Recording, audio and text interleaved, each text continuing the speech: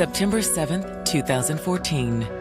It's a quiet Sunday evening in Lumberton, North Carolina, a town of only 20,000, 2.5 hours southeast of Charlotte. Lumberton is very rural. It's in the southeastern part of North Carolina. There's a lot of good in Lumberton. Everybody knows each other. And when things go down, news travels. And the 911 call that comes in at around 5 o'clock is sure to get everyone talking. Jefferson County 911. Do you need an ambulance or the law? Hey, ambulance.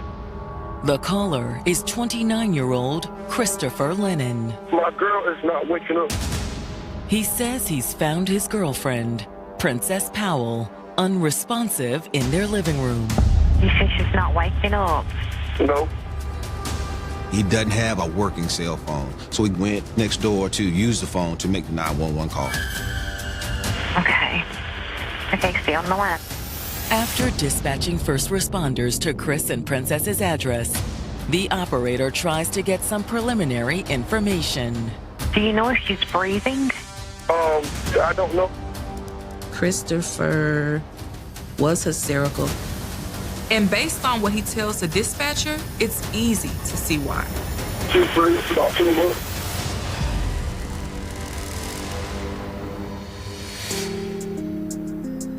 Princess Powell was a lovable soul who had faced unique challenges in her young life. She did have special needs, which set her apart a little bit. Her level of thinking was probably about 5 or 6 years behind of what her actual age is. Talking about baby dolls or just talking about things that you expect a typical 9 or 10-year-old to discuss and not a 16 or 17-year-old. Which sometimes caused problems for the teenager. As far as Princess and all kids that's in that bracket, the biggest challenge for them is peer pressure. She was one of the people that was bullied throughout her lifetime. And then when you fall within that spectrum, then you only want acceptance. So I think Prince's biggest challenge is I just want to be treated like an individual. I want to fit in. Princess did finish high school, but soon faced a new challenge. She became pregnant. She might not understand the future ramifications of that, but in the right now, I could see her smiling and just, everybody she ran across, she probably was rubbing her belly and saying, I'm pregnant. But reality soon intervened. After she gave birth to her oldest child, she gave her parents custody. With her challenges, she wouldn't have been able to do everything as a mother. So like in the middle of the night when a child wake up, she may need to warm a bottle or diaper change. She would have needed that assistance or someone to help her to be able to understand that. This is a real live baby. It's not a baby doll. Although her parents had legal custody and responsibility of her son, Princess remained in his life. She still lived with her parents. She was able to spend time with her son. Her mom and stepdad make sure the child is well cared for. But the experience left Princess wanting more from life. She's just a woman who was looking for love. Sometimes we need to be reminded that just because someone has special needs, that doesn't mean that they can't have secure attachments. And in 2011, at 18 years old, she finally found it when she met Christopher Lennon. He was 8 years older than her. To an 18-year-old that might have been impressionable and looking for love, not even considering having special needs, I could see where Princess might have thought he might have been her saving grace, very knowledgeable and more established. That would have been very appealing. That's especially true considering the bullying she experienced as a teen. Here Christopher comes along and is not one of those bullies. And he is giving her sincere attention. For someone like Princess with those cognitive struggles, that will make her feel like, whoa, I have found my soulmate. Finally, I found somebody who really sees me. You're so beautiful. She feels a sense of belonging, a sense of security. She seemed genuinely happy with him. The relationship moved quickly. When people have young love, they go full speed ahead. Before anybody realized anything, she was packing everything up and moving in with him. And the following year, she had even more exciting news. I'm pregnant. Really? Yeah. What better thing to be able to conceive a child with the love of your life, to be able to start fresh. This was an opportunity to get it right. Another shot at giving birth to a child that she and her partner would love on and raise right there in their home. And then, less than a year after Princess gave birth to their little boy, the couple was expecting again. Even if there are some challenges as being a mother, it appears that she is functioning, she's moving on her journey. But now, Princess's journey appears to be in jeopardy. Chris called 911 and says he's found Princess unresponsive on their couch. Do you know if she passed out or what happened? No. Then, too distraught to talk, he hands the phone back to his neighbor. There was no cell phone, no landline in the home. So he went to a neighbor and borrowed their phone. He said he woke up. She was lying about it. Okay, tell him he needs to calm down. This was very scary for him. With first responders on the way, the dispatcher sends Christopher and his neighbor over to the couple's trailer to check on Princess. Okay, listen, is she breathing? Have him see if she's breathing. Can you feel her breathe? The answer appears to be no. Ask him, does he want to try and do CPR? No, I think it's too late for that. I'm sorry? I think it's too late for all of that. The neighbor is someone who used to work at a funeral home. I think she gone. And when EMTs arrive on the scene a few minutes later, they confirm it. They declared her dead. And it didn't appear that she died from natural causes. They noticed bruising to her face. It was clear that she had suffered an assault of some kind. Major Grimes, we'll need you at this location, please. In the small town of Lumberton, North Carolina, 21-year-old Princess Powell had overcome numerous obstacles to build a happy home with her boyfriend, Christopher Lennon. She's found someone that accepts her for who she is. They had a child together and another one on the way. But now, first responders have declared Princess dead and requested homicide detectives at the scene. Major Grimes, we're gonna need you at this location. She had bruising about her face, a lot on her right side and above her eyes. In addition to the bruising, there was also evidence of blood coming from her nose. Detectives are also able to determine that Princess has been dead for some time. She was cold, and rigor mortis was setting in. Looking around the house, the detectives find traces of blood. You had blood that was in the bathroom of the residence. You had blood that was in the kitchen. There was blood on the refrigerator door, along the walls, even on the cabinets. Unsure where and how the attack on Princess occurred, the detectives turn to her boyfriend Chris to see what he can tell them. Thank you, officer. Thank you. We appreciate it very much. All right, come with us. On the scene, he was very friendly, very cooperative. Just have a seat for us, Chris. What about all the marks on her? Bruises and stuff on her face? Chris then indicated they had left the night before around midnight, 1 a.m., walking towards the BP near their home. She like walking all the time, man. We'd be bored at the house. He and Princess walked down, made a purchase, and then began walking back home. As they got close to the residence, a vehicle pulled up and several females exited. He seen the females walking towards Princess. Look who we got here! So he goes and runs for cover. Let's go, baby, let's go. I mean, what could I do? And he assumed Princess had been right behind him. I told her to come on.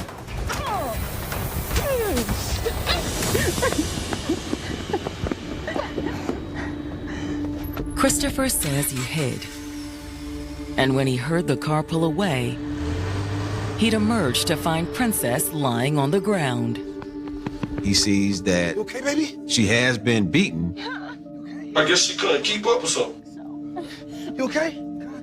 She says she's okay, and they proceed to go home. Look, let's get you home. Come on. Back at the house, Princess cleaned herself up. Which could explain the spots of blood in the kitchen and bathroom. She's able to collect herself to the point that he says she's acting normal. But Christopher says that as the evening went on, he became increasingly concerned about Princess and their unborn child. At some point, she ends up in the bathroom for an hour. Hey. Hey. He thought that it possibly could have been a miscarriage because she was in there for so long. Princess. He was able to convince her to allow him into the bathroom, and he helped her off the toilet and back to the living room onto the sofa. But after he got her settled on the couch, things still didn't seem right. She sat up there talking out of her mind.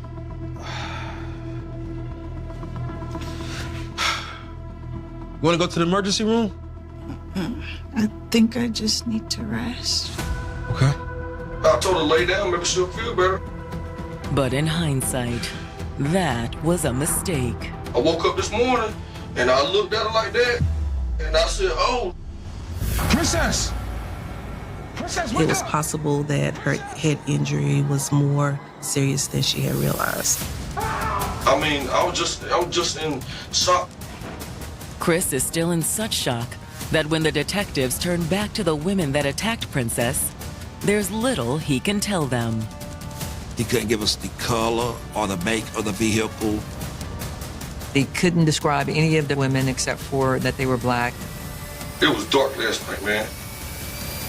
And the person who could help detectives the most is dead. It's entirely possible that Princess knew her attackers. Back during her school days, she was bullied. Is it possible some of her bullies came back? Or is Chris not being as forthcoming with the detectives as he appears? He abandoned his pregnant girlfriend while she was being sought.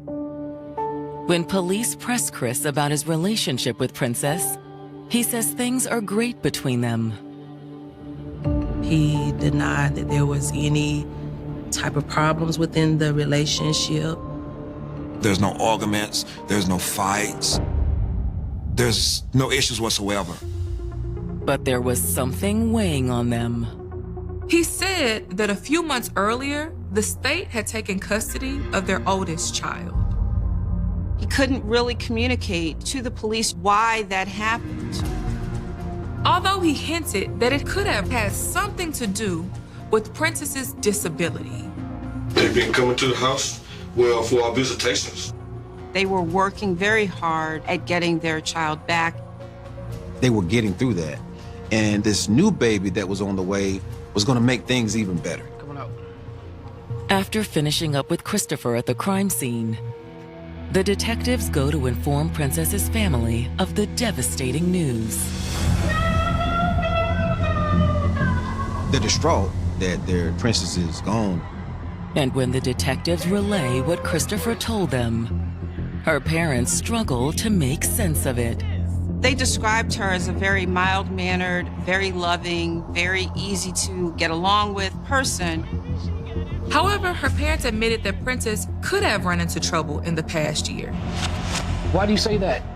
Well, we really haven't been in touch with her. Once she started living with Chris, the family really stopped seeing her, stopped being able to communicate with her. That raised an immediate red flag for detectives. Dictating who you can and cannot communicate with, that's one of the primary signs of control and abuse. Princess Powell's family has just told the detectives investigating her murder that they haven't spoken to their daughter in nearly a year. Her family says that once she got with Chris, that she no longer communicated with them. He met her right after she graduated from high school, and that's when he began to put a wedge between her and her family and friends. But they say the real break came once the couple moved in together. The family really stopped seeing her, stopped being able to communicate with her. And she even stopped coming by to see her son. What happened next was even more surprising. Their disability checks that was coming to them to help support her older son had been redirected back to her. Why do you think she'd do that? It wasn't her. It was Chris. Having special needs sometimes makes a person susceptible to being easily taken advantage of or being easily manipulated. She often had problems making decisions on her own, and that enabled Chris to take advantage of the situation. Once he isolated her from the family, knowing Princess, she would not have gone anywhere without his permission. Okay, but Princess never told you he was abusing her, right? We suspected it, yeah.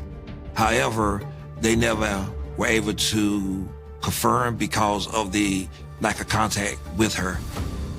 But Princess's stepfather says he did see firsthand just how much power Chris had over her. A month or two ago, I was at the gas station. And when he saw her, he was shocked to see the condition that she was in. He notices a black eye on Princess's face. He attempted to speak to her, and she just ignored him. And she walked right by me. Worried, he'd followed Princess.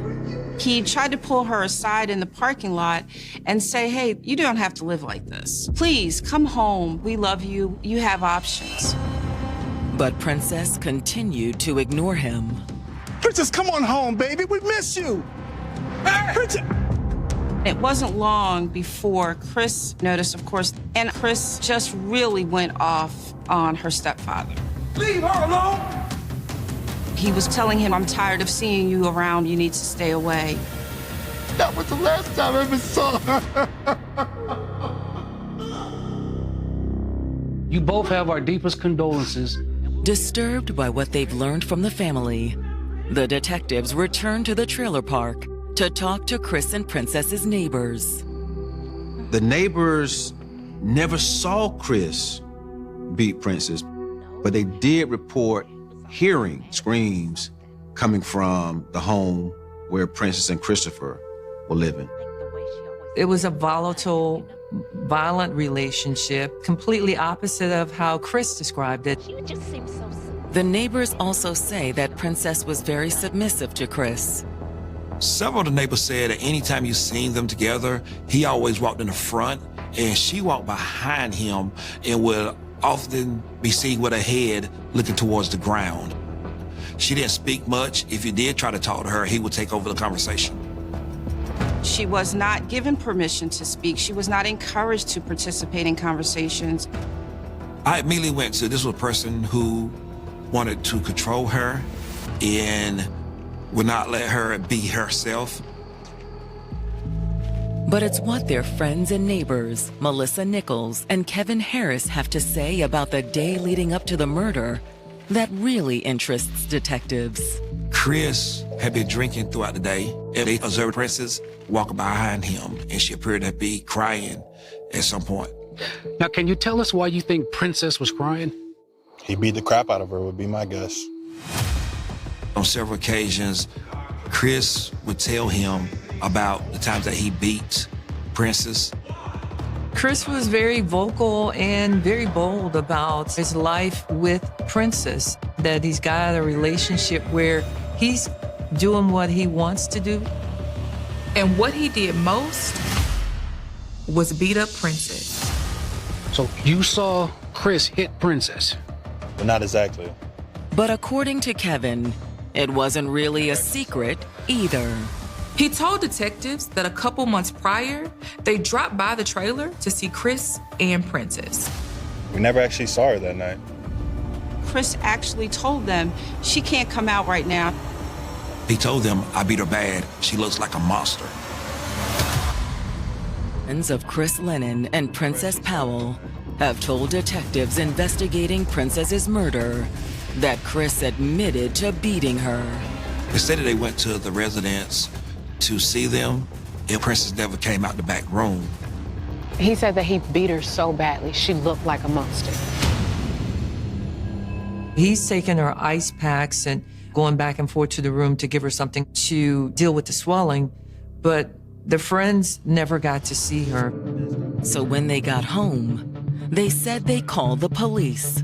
Law enforcement would actually go out and do a well-being check on Miss Princess. Did the cops come out? Yeah, but they didn't do nothing. She said she was assaulted by someone else. When pressed by the neighbors who had made those calls, she would admit that Chris had done these things to her, but never to the police. Oftentimes, victims will protect their abusers because they love their abusers. And I can imagine that Princess felt like she didn't want the love of her life to go to jail for that. It's very frustrating as an officer because you want to do what's right. But if the victim is not willing to testify, then you can't bring criminal charges. And now, her friends fear that reluctance had cost Princess her life. They discussed noise they heard around 2 or 2:30 a.m. on the morning of the incident. Tell us about these noises that you heard. She was screaming. And that was coming from their trailer? Yeah. Think about the timeline. That's way different than what Christopher is describing with this brutal attack by a pack of women.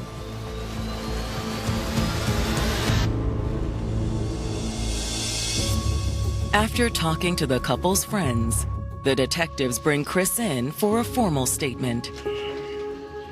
Detectives start by going back over what he told them at the scene. The location that we took the first statement was in my patrol car. At the beginning of the interview, he was very calm. But as the interview began to unveil his untruthfulness, his whole demeanor changed, his attitude changed. The only person that told me y'all had this great relationship was you. Who? Nobody else don't know us. The detectives counter by describing what neighbors had told them. There's one thing that everybody always said. You walk first and she walked behind with her head hanging low. They also talked about how friends and neighbors said he rarely let Princess speak to them.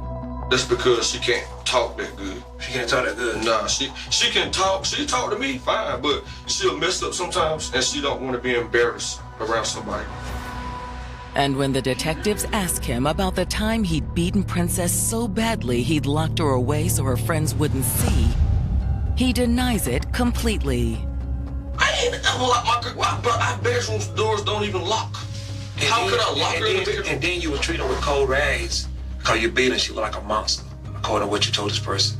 What? I told the person what? That you beat her so bad he can't see because she looked like a monster. No, I did not say that. He claimed that his neighbors fabricated the whole story. Me and him done got in fights before. And he don't like me. When the questioning turns to the night of the murder, Chris continues to deflect. Somebody said that they seen y'all walking from a couple of trailers back over that way last night, and that she was walking behind you crying. That would have been a true statement. They're asking questions about shrieks and screams coming from the home. I don't know what you're talking about with that, sir. So somebody said they heard fighting going on in your house last night. They weren't telling the truth either. Nope. Nobody want to say that because we don't do stuff like that. Well, yeah, somebody said that. Well, if they did, they lied. Chris is still sticking to his story, in spite of everyone saying the same thing. He maintained that the death of Princess was a result of her being assaulted as they walked home by several females. You seen the vehicle pull up? Mm-hmm. So was it a car or was it a truck? I say maybe, I can't ever remember, man. So much stuff happened last night, you know. Chris says all he knows for sure is that he woke up the next morning and Princess was dead. Princess! I told you what happened, that's what happened. But as the interview goes on, the detectives have even more reason to suspect that's not the case. As the truth was being unveiled about him being dishonest in the death of Miss Princess, he began to get nervous. He would begin to wipe his forehead, state it was hot in the room. You want me to open that door, bro? Maybe to cool off a little bit? Yeah, but I'm really ready to go because, like I said, I ain't did nothing. I mean, like I said, I don't know why I woke up to my girl like that. I mean, if I would have did something like that, I would have not even tried to make a commitment or anything with coming down here or nothing like that. I would have been trying to get halfway to Mexico right now. The detectives don't believe him, but they'll need more evidence to charge him. They have to let him go.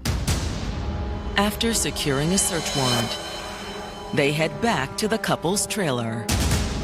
We return to the scene of Princess's death. And this time, they bring luminol. Luminol is the product that, once it's applied, it can show where those blood spots were that you cleaned up. And once detectives sprayed it inside the trailer, it revealed the truth about Princess's death. It all had transpired right there. Detectives in Lumberton, North Carolina, are all but convinced that Christopher Lennon is responsible for the death of his girlfriend, Princess Powell. All the signs are there that this guy is abusing his partner. And when the couple's trailer is sprayed with luminol, the signs say he murdered her too. It now becomes apparent that a crime did actually take place inside the home. They had blood that was on the hallways, on walls, and there was a large amount of blood in the kitchen area right by the refrigerator. There was also evidence that Chris had tried to cover up the crime. You could actually tell where the mop had actually swirled through the blood where he had cleaned up behind himself. When the detectives returned to the station to review the results of Princess's autopsy, it confirms that she was beaten to death. The initial autopsy report revealed that her death was a result of blunt force trauma. She had multiple broken ribs and a punctured lung. But it could not tell what the blunt force trauma was caused by. However, the autopsy does show that her death couldn't have been caused by an attack on the side of the road as Chris claimed. Her injuries that she sustained were so bad that there was no way that Princess could have made it home. So the story that Chris painted for the police initially, where she'd got back to the house, became completely unreasonable and illogical.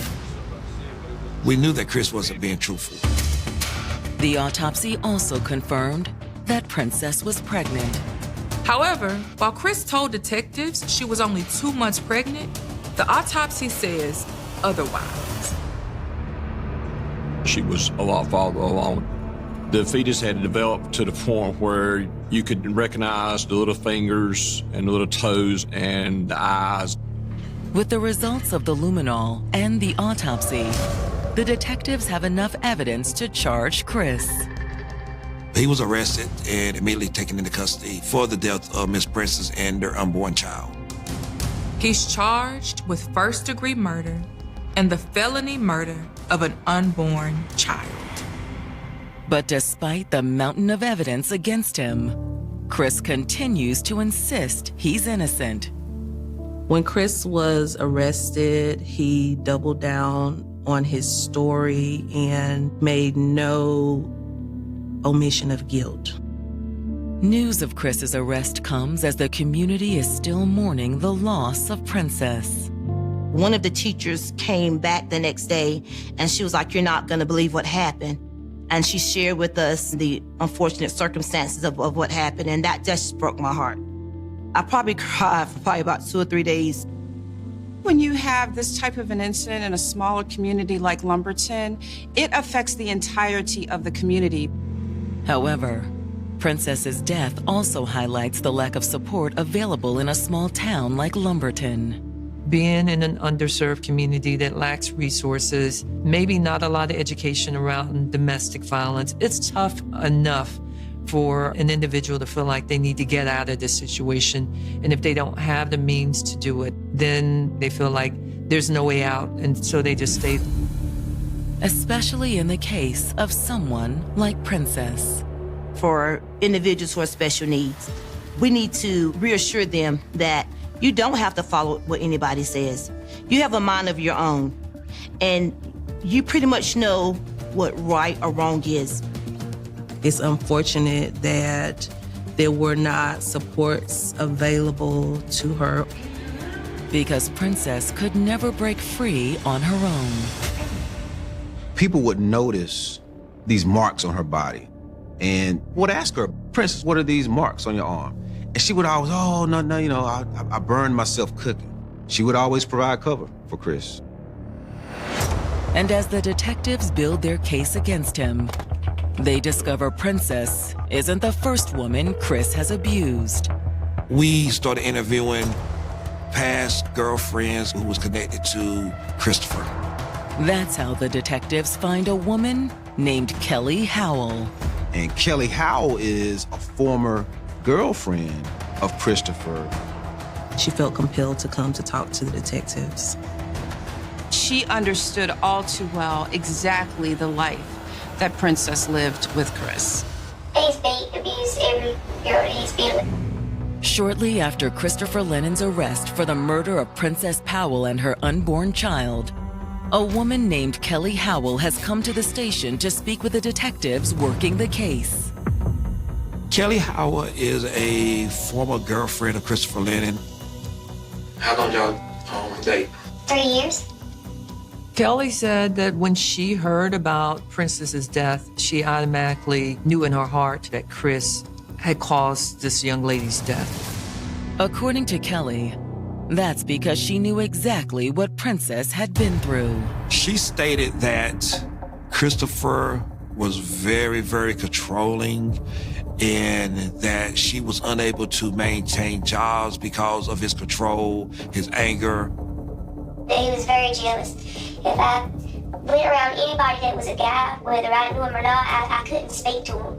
If she went to a grocery store and they acknowledged her or called her a name such as babe, she would be beat when she got home. I had black eyes. He hit me all in the face. She stated that she experienced several physical assaults. He held me down, and I remember him asking me questions, and he would burn me, light a lighter and burn me with it. And I still got a scar right there. She says that Christopher's abuse was so bad that she often feared for her life. There was times that he would grab me by my throat, and I just wouldn't know if he would let me go in time. But there was plenty of times I thought that I was going to die. But unlike Princess, she had eventually managed to escape. Kelly had some freedoms and was able to have some autonomy where Princess did not. She had the freedom to go to work, to drive. And one day she left and never looked back. He has no contact with you? No contact. But when she heard what happened to Princess, Kelly knew she had to come forward. You know, I swear to God, I heard about this girl being beat to death, found on a couch in that trailer park. He was the first person to come to my head. He was the first person. The detective has no doubt that Kelly's instincts are correct. Her situation was similar to Miss Princess's, but I think he learned from her relationship. Princess could not work. She was not allowed to work. She was not allowed to go anywhere. In his first relationship, she got away. And I think this relationship, he wasn't going to let that happen. And unfortunately, Princess's disabilities made her easier to control. He knew what women to target, and he actually built his skills from prior relationships. But no matter how much he honed his manipulation tactics, there was one thing Christopher couldn't change. Why don't you listen? He was very easily angered. And the detectives believe that's what took over him on the evening of the murder. Chris had been drinking throughout the day, according to witnesses, and I think something triggered him, that evilness that he possessed, and that is when the assault occurred. Why you made me chase you, huh? Huh? Where you going, huh? Stop! It wouldn't have been unusual for him to beat his partner, to torture this young lady and abuse her. But this time, he went too far, and it cost her life. However, while the theory explains what happened, it makes securing a murder conviction problematic.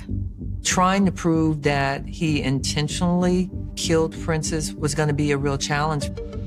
Was this just another episode of him getting a little heated, abusing her some, but not to the point of death?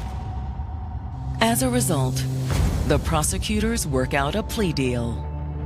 His charges were reduced to second-degree murder. He's also allowed to enter what's known as an Alford plea. Which means that he's not admitting that he committed this second-degree murder, but he acknowledges that, yeah, they got enough evidence against me to convict me. In exchange for his plea, Chris receives a sentence of 31 years in prison. I'm satisfied because it is 30 plus years that a female on this earth will not be assaulted by Christopher Lynn and his evilness. However, many who knew Princess feel as though it still falls short of justice. We're talking about an individual and an unborn child. So in actuality, you took the life of two people, not one. Is 30 years enough? I don't think so. But no matter what they think of the plea deal, everyone agrees that what happened to Princess was an unspeakable tragedy. What really bothers me about what has happened here is we're supposed to be a small, close-knit community. We say it takes a village. Here's someone over here suffering that really needs our help, and we really let her down. To take advantage of anyone is bad, but to specifically target people such as Princess is even worse. There are monsters out there in the world, and it just breaks my heart. The world lost a bubbly, energetic human being. He took the life of someone who was loved, a person who was fragile and timid, but was loved. On the evening of December 6th, 1991, Austin, Texas, was preparing to move into another ordinary night. West Anderson Lane was part of a city where people worked late, teenagers met friends, and small businesses closed their doors at the end of the day. Inside a yogurt shop called I Can't Believe It's Yogurt, 4 young girls were together.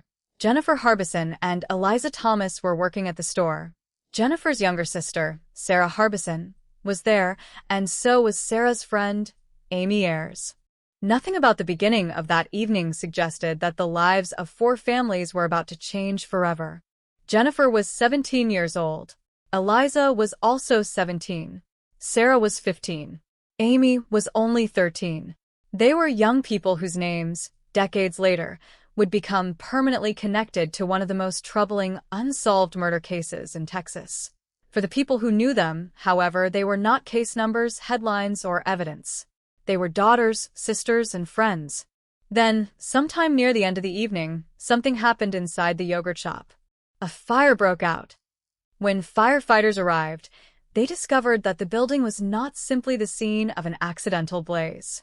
4 girls had died inside. Investigators quickly recognized that the fire was connected to a violent crime. The victims had been restrained before they were killed, and the store had then been set on fire. In the first hours, investigators faced a question that would remain unanswered for decades. Who had entered the store that night, and why had 4 young women become targets? The fire created another problem. Evidence that might have explained what happened was now part of a damaged crime scene. Investigators had to work quickly and carefully, attempting to reconstruct events from physical evidence, witness accounts, and biological material. They needed to understand who had been present, who might have entered after others had left, whether robbery had been involved, and whether the fire had been intended to conceal the crime.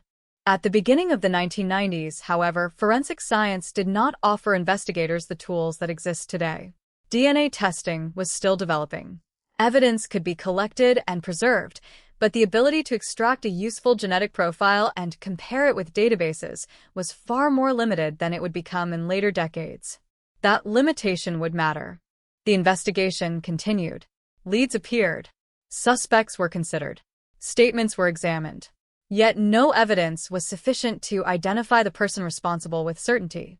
The case remained alive in police files, memories, and the work of investigators who continued to revisit the evidence. As years became decades, technology advanced while the people connected to the case grew older. Then came another chapter. In 1999, police arrested Robert Springsteen and Michael Scott. Later, Forrest Wellborn and Maurice Pierce were also arrested and accused of involvement. For a time, it appeared that the mystery surrounding the yogurt shop murders might finally have an answer. But the apparent breakthrough created a different set of questions. Springsteen and Scott gave confessions that prosecutors used in their cases.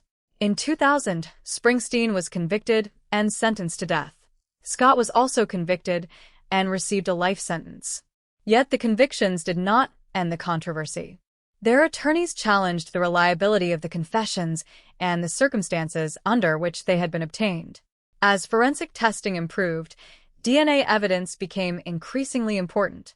The biological evidence did not match Springsteen and Scott. The investigation that had seemed to point toward a solution began to unravel. Springsteen and Scott were eventually released, and the charges against them were dismissed. Wellborn and Pierce were not convicted of the murders. Once again, investigators were confronted with the same terrible question that had existed years earlier. Who killed Amy Ayers, Jennifer Harbison, Sarah Harbison, and Eliza Thomas? More than 20 years went by, then more than 30, but the evidence remained. Austin police continued reviewing the case, while advances in forensic science created possibilities that had not existed in 1991. Evidence that once could not produce a sufficiently useful DNA profile could be examined again using newer methods. In September 2025, investigators sent certain old pieces of evidence back to a laboratory for renewed analysis. This time, the results produced a major development. The investigation identified Robert Eugene Brashers as a suspect connected to the murders through newly analyzed DNA evidence. Brashers had died in 1999. That fact transformed the meaning of the case. After decades of uncertainty, investigators had a name. But they did not have a living defendant who could stand before a jury. Brashers could not be tried or convicted because he was already dead. And even with the new evidence, important questions remained. Investigators still needed to determine whether Brashers acted alone or whether someone else had participated. The case was no longer exactly where it had been before, but neither was every question answered. The unanswered questions became part of the family's lives, carried through birthdays, anniversaries, ordinary mornings, and every passing year when the case remained unresolved. For young people went into an ordinary place in Austin. They never came home. More than 3 decades later, the investigation had finally reached a point that earlier investigators could not have imagined. But the passage of time had not erased the central truth of the case. Behind every forensic sample, every police report, every courtroom argument, and every new technological breakthrough were 4 young lives. Amy was 13. Sarah was 15. Jennifer and Eliza were 17. Their names endured because their families kept waiting for answers, investigators kept returning to the evidence, and the case refused to become just another forgotten file. The mystery had survived for more than 30 years. And now, with a new suspect identified through modern DNA analysis, the question was no longer only who could be responsible. It was whether, after all those years, the evidence could finally explain what happened inside that yogurt shop on December 6, 1991. And answers were still distant. Before the yogurt shop became the center of one of Austin's most enduring murder investigations, it was simply a place where people came and went. The name was ordinary enough, I can't believe it's yogurt. The business stood on West Anderson Lane in Austin, Texas, a location that, on December 6, 1991, was not associated with fear, mystery, or one of the most difficult criminal investigations in the city's history. It was a place of work. It was a place where young people could spend an evening. And on that particular night, it became the last known setting in the lives of 4 girls. Their names were Amy Ayers, Jennifer Harbison, Sarah Harbison, and Eliza Thomas. The ages alone tell part of the story. Amy was 13 years old. Sarah was 15. Jennifer was 17. Eliza was 17. They were all young, and each occupied a different place within the small group gathered at the yogurt shop that night. Jennifer and Eliza worked there. Sarah was Jennifer's younger sister. Amy was Sarah's friend. That simple connection is important because it shows that the 4 victims were not strangers who happened to cross paths inside the same building. 2 of them worked there, one was a younger sister, and one was a friend. Their lives were connected before the crime ever happened. The case would later be discussed through the language of criminal investigations: victims, suspects, evidence, confessions, DNA, convictions, appeals, and cold cases. But before those terms entered the story, these were 4 young people living ordinary lives. The available information does not provide a complete portrait of their personalities, private conversations, hopes, or plans for that evening. It would be easy to fill those gaps with invented details, imagined conversations, or assumptions about what they might have been thinking. But doing so would create a story that sounds convincing without necessarily being true. What can be established is enough. 4 young girls were together at a yogurt shop. 2 were working. 2 were there with them. And by the end of the night, all 4 would be dead. For Jennifer Harbison, the location was also her workplace. Her younger sister Sarah was there that night, making the circumstances especially difficult for those who later tried to reconstruct what had happened. Eliza Thomas, also 17, was another employee. Amy Ayers, 13, was Sarah's friend. The relationship between the sisters adds another layer to the tragedy. Jennifer and Sarah were not simply 2 victims listed beside one another in a police report. They were sisters. Their names became permanently linked in the investigation because the same place and the same night took both of them. For the families, the distinction between one victim and another could never reduce the loss. For separate lives had ended in one location. For families were left with questions that would remain unanswered for years. At first, investigators had to understand the basic circumstances of the evening. The yogurt shop had been operating normally. Jennifer and Eliza were working there, while Sarah and Amy were present. At some point, the ordinary routine of the business ended. A violent crime occurred inside the store, and afterward a fire was set. The fire was crucial to the investigation because it complicated the physical evidence. A crime scene can preserve information about what happened, but a fire can damage or destroy material that investigators might otherwise examine. In this case, investigators were forced to work with what remained. The first task was not to solve a decades-old mystery. It was to determine what had happened during the final hours of 4 young lives. Who had been inside the store? Who had entered? Who had left? Who might have seen something?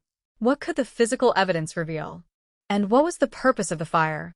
These questions would remain connected throughout the investigation. The fact that the victims had been restrained before they were killed was especially significant. It established that the event was not simply an accidental fire or a spontaneous incident. There had been a sequence of actions before the fire began. But the precise sequence remained uncertain. Investigators had to reconstruct it from evidence rather than from a complete eyewitness account. There was no simple narrative waiting to be read from the crime scene. Instead, there were fragments. There were physical traces. There were statements. There were biological samples. There were memories of people who might have had information. And there was a building that had been damaged by fire. In 1991, forensic technology could not provide the kind of immediate answers that modern investigators sometimes expect from DNA evidence. Biological material could be collected, but obtaining a usable genetic profile and connecting it to a known individual was much more difficult. That limitation would become one of the defining elements of the yogurt shop murders. Evidence that could not solve the case in 1991 would remain stored and preserved while technology continued to change. Years later, that same evidence would become central again. But before the investigation reached DNA breakthroughs, the case entered a much longer and more uncertain period. The first investigators had to consider motives. Was the crime connected to robbery? Was the fire intended to hide evidence? Was the person responsible known to the victims? Was there one offender or more than one? The information available did not immediately provide a definitive answer. The uncertainty affected more than the investigation itself. It shaped the way the case would be remembered. When a murder remains unsolved, the public often searches for patterns, explanations, and names. Families wait for information. Investigators return to old files. New detectives inherit questions created by people who worked the case decades earlier. The yogurt shop murders became exactly that kind of case. The victims remained at the center of it. Amy Ayers was 13. Sarah Harbison was 15. Jennifer Harbison and Eliza Thomas were 17. Their ages are more than numbers. They establish how young the four victims were when their lives ended. There would be no opportunity for them to grow older. No opportunity for the families to see the adults they might have become. Instead, their identities became connected to an event that investigators would continue studying for decades. As the years passed, the details of the case became increasingly divided between what was known and what remained uncertain. The known facts were stark. The four girls were at the yogurt shop. A fire occurred. All four died. Investigators determined that they had been restrained before they were killed. The store had been set on fire. The unknowns were much larger. The identity of the person responsible remained unresolved. The precise motive remained unclear. The number of people involved remained uncertain. And the evidence available at the beginning of the investigation could not provide a definitive solution. For the families, these unanswered questions could not simply be placed into a file and forgotten. For investigators, the case became a cold case, but that term did not mean that the victims stopped mattering. It meant that the available investigative leads had failed to produce a final resolution. The passage of time created another problem. People's memories change. Investigators retire. Evidence becomes more difficult to interpret. And technology changes. The case would eventually depend heavily on that last factor. In the years after the murders, investigators pursued leads and examined suspects. Eventually, near the end of the 1990s, the investigation appeared to reach a turning point.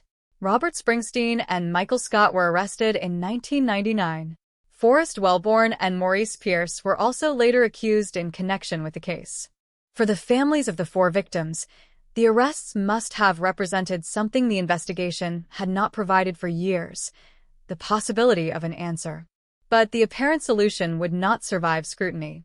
The prosecution of the men would become another chapter in the story, one that would demonstrate just how difficult it was to distinguish a convincing theory from evidence strong enough to establish guilt. The convictions that followed would later be challenged. The DNA evidence would become increasingly important. And eventually, the men who had been accused would no longer stand at the center of the investigation. The case would return to the evidence. Back to the crime scene. Back to the biological material. Back to the question of what investigators had missed. For more than 3 decades, the four young victims remained the fixed point around which everything else revolved. Amy.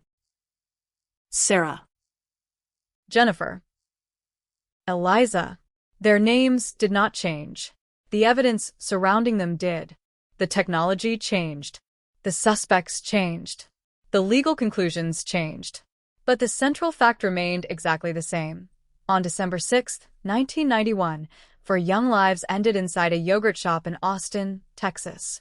The investigation that followed would eventually become a story about more than murder. It would become a story about memory, forensic science, wrongful accusations, and the consequences of trying to solve a crime when the most important answers are buried inside evidence that investigators may not yet know how to read. And before the case could reach those later developments, investigators first had to reconstruct the final hours of the 4 victims and determine what happened inside the store that night. The evening of December 6, 1991, began without any indication that the yogurt shop on West Anderson Lane would soon become the center of a murder investigation that would last for decades. Inside I Can't Believe It's Yogurt, Jennifer Harbison and Eliza Thomas were working. Jennifer was 17 years old. Eliza was also 17.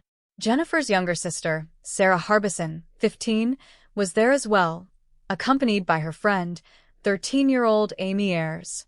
At some point during the night, the ordinary routine of the store was interrupted. What happened next would never be reconstructed with complete certainty. Investigators would spend years trying to establish the sequence of events from physical evidence, witness information, and forensic material. But the basic facts were clear. A violent crime occurred inside the store. The 4 girls were restrained before they were killed. Then the building was set on fire.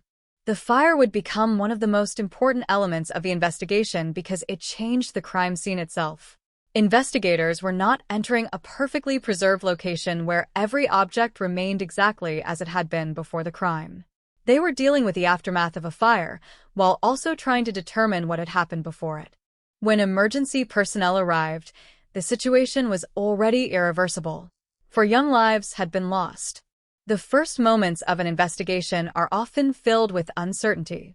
Investigators must establish what is known while resisting assumptions about what might have happened. In the yogurt shop murders, they had to determine whether the fire had been accidental or deliberate, whether the deaths were connected to the fire, and what had taken place before the flames began. The evidence indicated that the girls had been restrained before they were killed. That detail changed the nature of the investigation. The event could no longer be understood simply as a tragic fire. There had been an intentional act of violence inside the store, followed by the setting of the fire. The question became one of sequence. Someone had been inside the yogurt shop. Someone had interacted with the victims. Someone had been able to restrain them. And someone had set the building on fire afterward. But identifying that person was far more difficult. Investigators began collecting physical evidence and biological material. They examined the scene and sought information from people who might have known something about the victims, the store, or the events of that night. Every piece of information had to be evaluated against the evidence available. There were also questions about motive. One possibility investigators had to consider was robbery. Another was that the fire had been deliberately started to conceal evidence. The available information did not establish a simple motive that could explain every aspect of the crime. There was another fundamental question. Was there one person involved, or were there several? That question would remain important for decades. The investigation continued through the 1990s. Leads were developed. Suspects were considered. Statements were examined. Yet none of those efforts produced a final answer. The passage of time did not make the case disappear. Instead, it transformed the investigation into a long-term search for evidence capable of surviving changing theories and changing technology. At the beginning of the 1990s, DNA analysis was not the powerful investigative tool it would later become. Biological material could be preserved, but investigators did not yet have the same ability to create detailed profiles and compare them with large databases. That meant evidence collected in 1991 could remain unresolved. A sample might exist without providing a name. A trace might be preserved without revealing who left it. A piece of evidence might appear insignificant until technology changed enough to make it useful. The yogurt shop case would eventually demonstrate exactly how important that distinction could become. For years, investigators continued working with information that could not produce a definitive identification. The case became one of Austin's most difficult cold cases. Then, near the end of the decade, investigators believed they had finally found the people responsible. In 1999, Robert Springsteen and Michael Scott were arrested. Later, Forrest Wellborn and Maurice Pierce were also arrested and accused of involvement.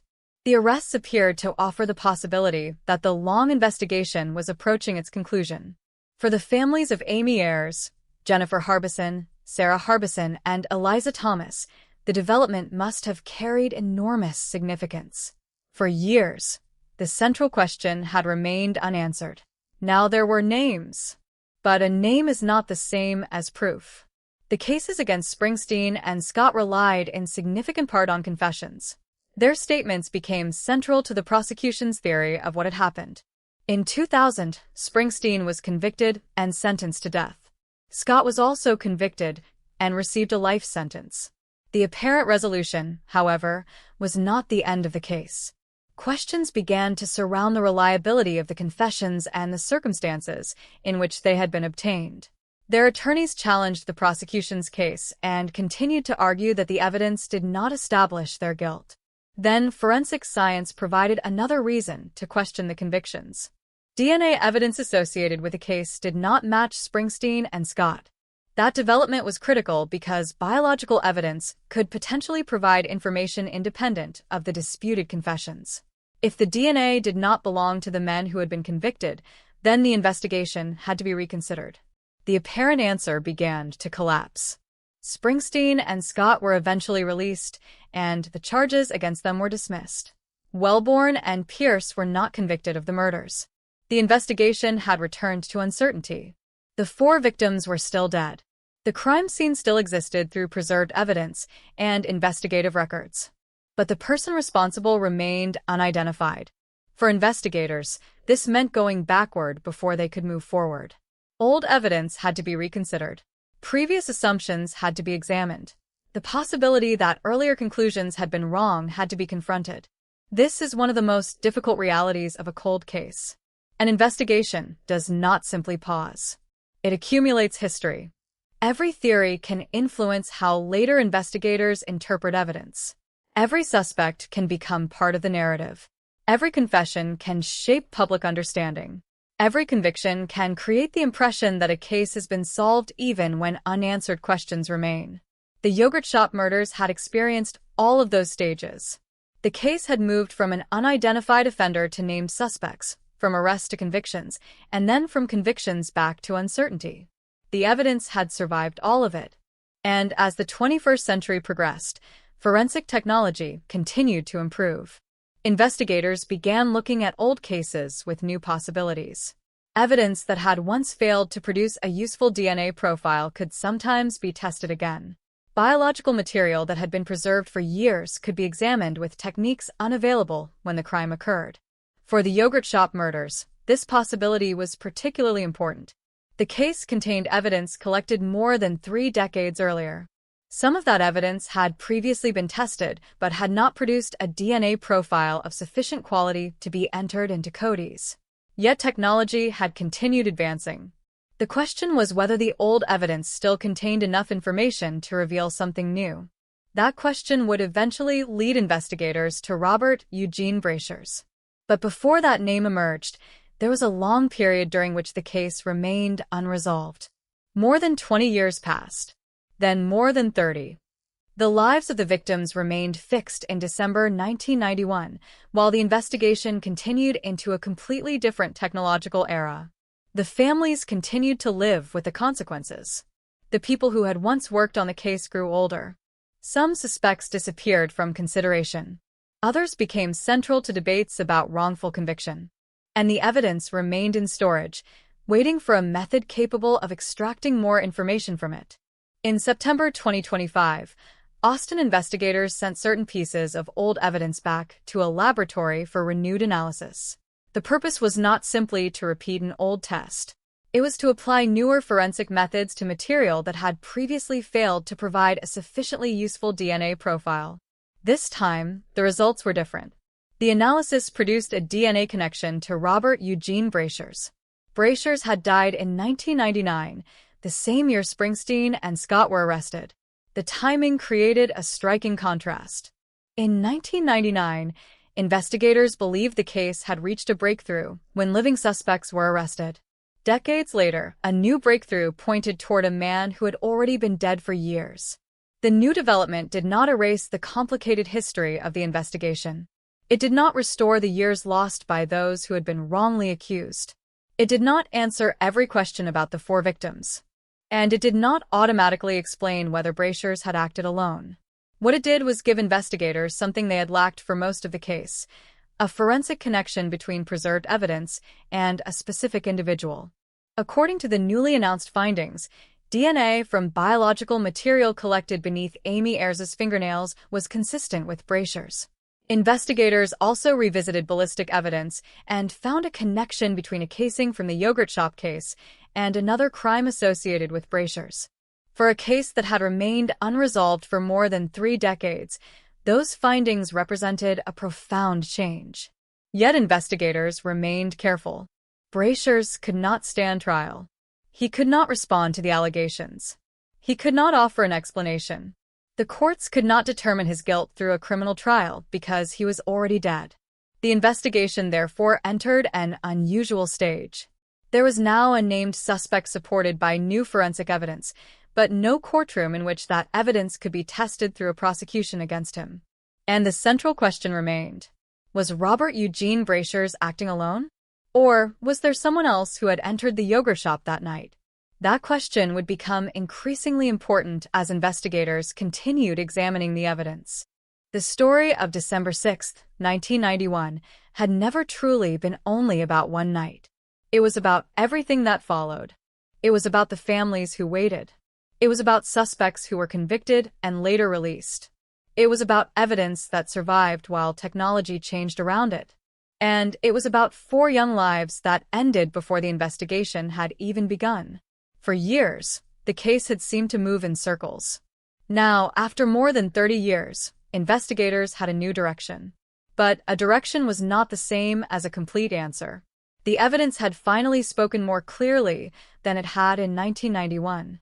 The next question was whether it could speak clearly enough to explain the entire crime.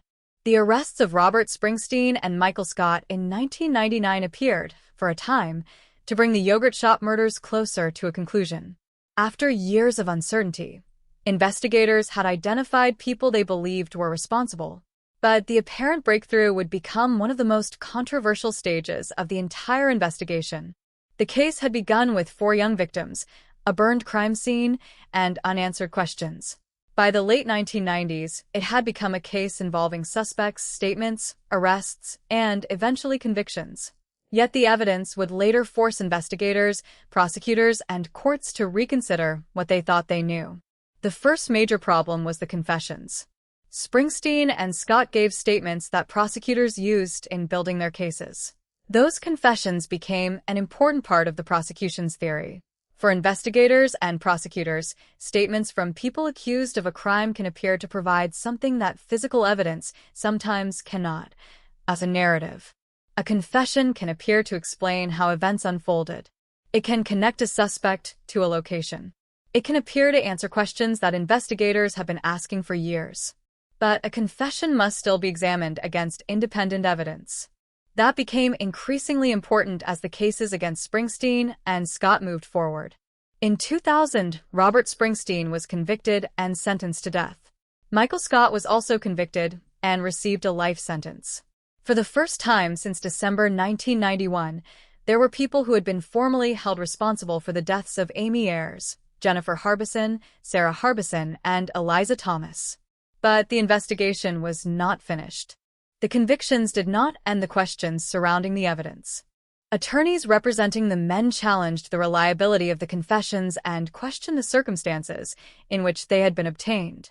Their position was that the statements could not be treated as sufficient proof of guilt without stronger independent evidence connecting the men to the physical evidence from the crime. That distinction would become crucial. The case had entered a new phase in which the question was no longer simply whether investigators believed they had found the offenders. The question was whether the evidence could withstand examination. And then there was DNA. When the yogurt shop murders occurred in 1991, DNA technology was still developing. Biological evidence could be collected and preserved, but investigators did not have the same capabilities that would later become standard in major criminal investigations. As forensic science improved, the biological evidence from the yogurt shop could be examined again. The results created a serious problem for the prosecution's earlier conclusions. The DNA evidence did not match Springsteen and Scott. That finding was fundamentally important. A disputed confession can be interpreted in different ways. Investigators and defense attorneys can disagree about how it was obtained or what it means. But biological evidence can provide an independent comparison.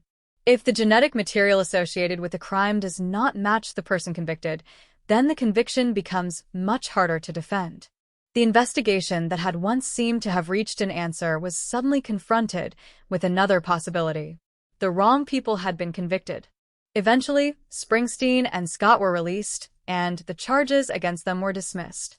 Forrest Wellborn and Maurice Pierce had also been accused in connection with the case, but neither was convicted of the murders.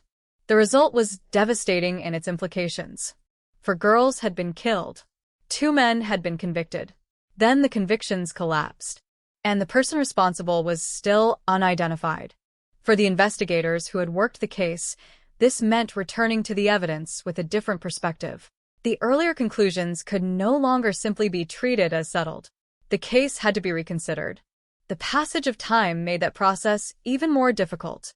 A crime committed in 1991 was now being investigated in a different century. The original investigators had worked with the technology available to them. Later investigators inherited the evidence, the reports, the statements, and the history of previous investigative decisions. Every new review carried the possibility of discovering something that had been overlooked, but it also carried the burden of knowing that previous conclusions had already failed. The yogurt shop murders became a cold case.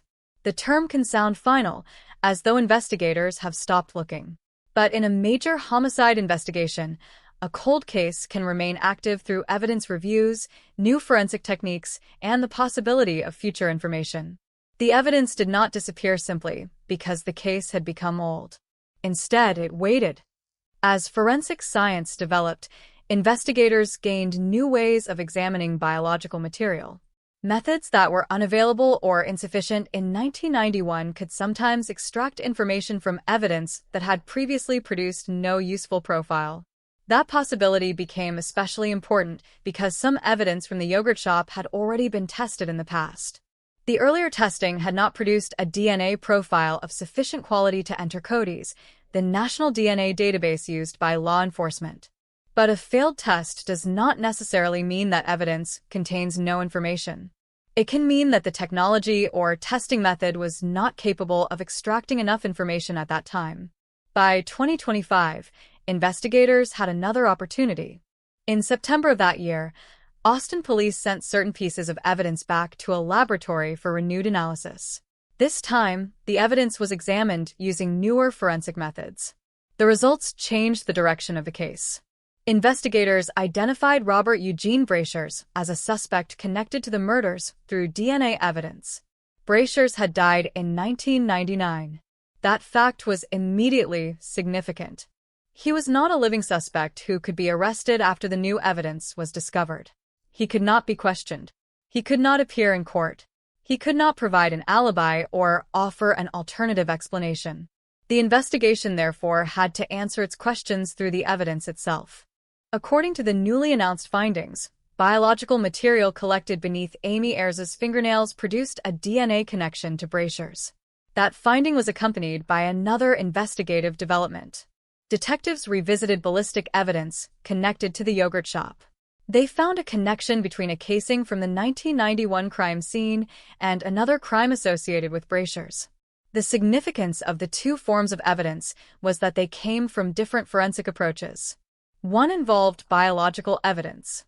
The other involved firearms-related evidence. Together, they gave investigators a new basis for connecting Brashers to the case. But investigators did not present the development as the end of every question. Brashers was identified as a suspect. He was not convicted. That distinction matters because a criminal conviction requires a judicial process. Since Brashers had already died, there would be no trial determining his guilt. Instead, the evidence would become the foundation for investigators' conclusion about his possible involvement. The discovery also raised another question that had existed since the beginning. Was he alone? The available information did not establish with certainty that only one person participated. Investigators continued examining whether another person could have been involved. That question matters because the crime involved 4 victims and a fire, and because the investigation had never produced a complete, undisputed reconstruction of the night. The new DNA evidence could point toward a person. It could not automatically explain every action that occurred inside the yogurt shop. This is where the case becomes particularly difficult. A forensic match can answer one question while leaving another unanswered. It can help identify whose biological material was present without explaining precisely how or when it arrived. Investigators, therefore, had to place the new evidence into the larger context of the case. They had to reconsider the original physical evidence. They had to compare the new findings with previous investigative conclusions. They had to examine the history of the suspects who had been arrested decades earlier. And they had to confront the fact that the case had already demonstrated how dangerous it could be to reach a conclusion before every piece of evidence had been properly understood. The history of Springsteen, Scott, Wellborn, and Pierce became an essential part of that lesson. Their arrests had created a sense of resolution. Their later release demonstrated that the apparent solution had been wrong. The DNA evidence that eventually pointed toward Brasher's therefore carried a different kind of significance. It was not simply another confession or another theory. It came from physical evidence preserved from the original investigation and examined using technology that had not been available when the murders occurred. Still, the passage of 34 years could not be reversed. The victims could not receive another chance at life. The families could not recover the years spent waiting. The men who had been wrongly accused could not recover the years lost because of the investigation. And the original investigators could not return to